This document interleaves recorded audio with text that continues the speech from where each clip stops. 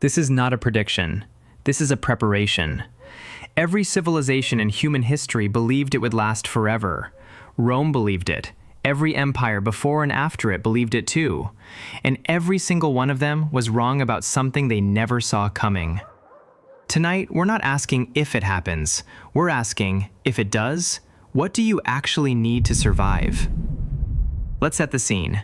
It's an ordinary Tuesday. Somewhere in a city like yours, people are doing exactly what they always do. Commuting, scrolling, complaining about the weather. Nobody is looking up. Nobody ever does. Then, at 21:14 local time, 17 objects enter low orbit simultaneously across 17 different points on Earth. Not clustered, not random either, perfectly spaced like they were placed with intention. Within the first 90 seconds, every cellular network within 200 kilometers of each object goes dark. Not destroyed, silenced, deliberately. This detail matters more than almost anything else that happens tonight. Here is the first lesson of surviving Day Zero, and it has nothing to do with weapons or bunkers. Information is the first casualty of any invasion. The people who survive the opening hours are almost never the strongest or the most prepared with supplies. They're the ones who accept the truth of what's happening the fastest, while everyone else is still refreshing a phone that will never load again. Denial is not a survival strategy. It's a delay before one. By hour 3, the objects have not attacked a single building. They haven't fired a single shot. And that, more than anything else, is what breaks people psychologically.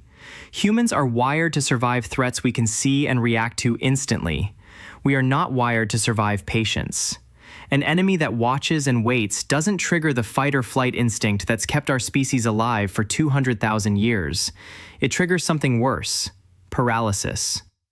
By hour 6, the first confirmed pattern emerges. The objects aren't targeting people. They're targeting infrastructure. Communication towers, power stations, and data centers, in that exact order. This is the second lesson, and it's the one most disaster films get completely wrong. The first 24 hours are never about fighting. They're about positioning. The survivors of Day 1 are not the ones hiding in the safest building. They're the ones who moved before the roads became unusable, while panic was still disorganized, before it turned into the far more dangerous phase: mass movement without a destination. By hour 18, the power grid across the affected regions fails completely. Cities that have never experienced true darkness in 100 years go black in under 4 minutes.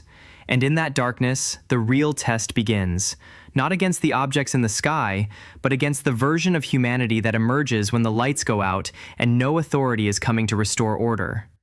If Day 1 is about information, Week 1 is about something far more fragile: trust. By Day 3, the isolated individuals who refuse to group up are, statistically, the most likely to have already run out of clean water. The ones who survive this phase share one trait almost universally: they stopped trying to survive alone. This isn't sentimentality, it's math. A single person can watch one direction while awake. A group of 5 can watch 5 directions while 3 of them sleep. In a prolonged crisis, sleep becomes as dangerous a resource gap as food or water, and no individual can watch, gather, and rest at the same time indefinitely. By Day 5, something unexpected happens. The objects still haven't attacked directly. Instead, localized zones of intense electromagnetic interference begin appearing, areas where nothing electronic functions at all, expanding and contracting in cycles roughly every 11 hours. Groups who track this pattern, who treat it not as random chaos but as data, begin to move only during the safe windows. Groups who don't track it lose members during the expansion phases, not to direct attacks, but to confusion. Getting lost, getting separated, making decisions in the dark without information. This is the third lesson. In any true crisis, the disaster stops being the main threat within days. Disorganized human panic becomes the bigger one. By the start of Week 2, one small research team, the kind of overlooked, unfunded specialists who exist in every city and are the first ones anyone should have listened to, notices something the panicked masses missed entirely. The 11-hour interference cycle isn't random. It's not even really about attacking. It correlates precisely with something else. The objects only expand their interference field when large concentrations of humans gather in one place. They are not hunting individuals. They are responding to density. This single discovery changes everything about how the remaining survivor groups organize.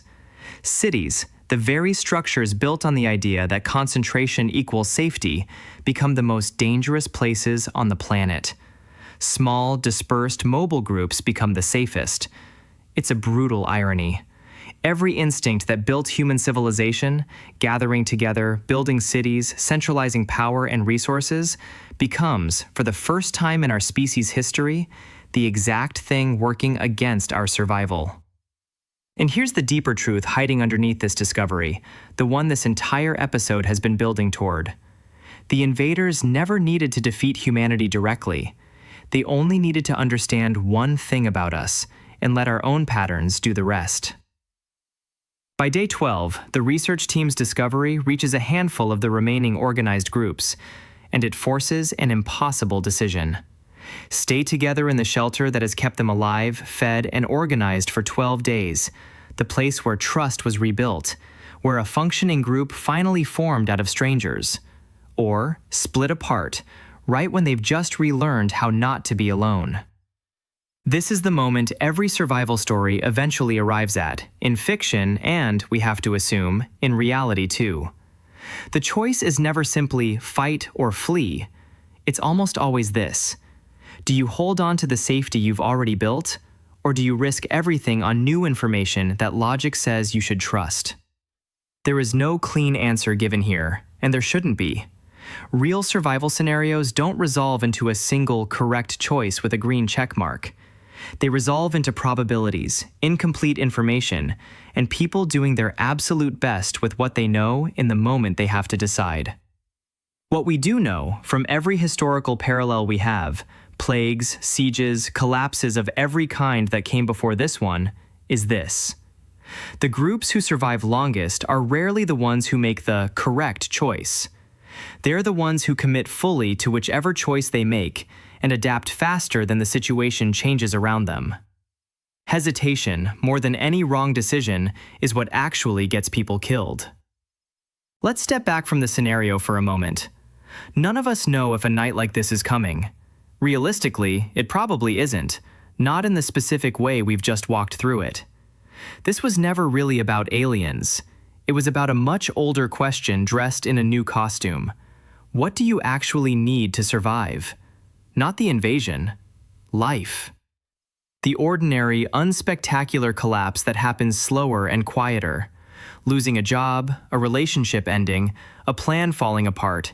Waking up one day and realizing the structure you built your identity around is gone. Every lesson from tonight applies just as much there as it does to a sky full of silent invaders. Accept the truth of what's happening faster than you want to. Position yourself before the panic becomes permanent. Don't try to carry the weight alone. Trust, even when it's hard to rebuild, is not optional. Study the pattern instead of just reacting to the chaos. And when the moment comes to choose, choose fully. Because hesitation is the real enemy, far more often than the crisis itself. The invasion in this episode was never real, but the question underneath it always has been, what do you need to survive? The life you're actually living right now. If this helped even slightly, subscribe, because this channel isn't a collection of random videos. It's a full path, built episode by episode, exactly for people standing where you're standing right now. I'll see you in the next one. Let's get there together.